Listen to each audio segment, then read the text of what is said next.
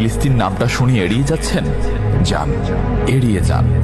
কেননা ফিলিস্তিন তো আর আমাদের বাংলাদেশ না। কোনো সমস্যা নেই, এড়িয়ে যান।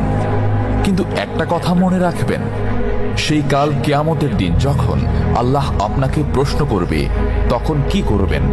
কি করবেন যখন জিজ্ঞাসিত হবেন যে কেন আপনি মজলুম ফিলিস্তিনদের পাশে থাকেননি?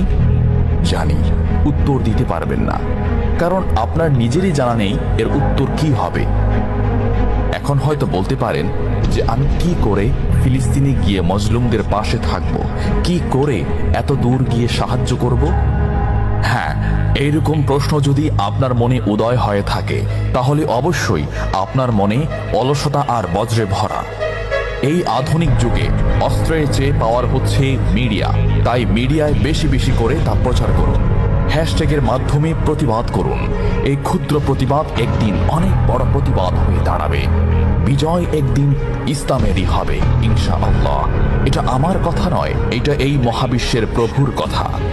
একটা কথা মনে রাখবেন, ক্ষুদ্র ক্ষুদ্র বালিকণা, বিন্দু বিন্দু জল গড়ে তুলে পাহাড় পর্বত, সাগর অতল।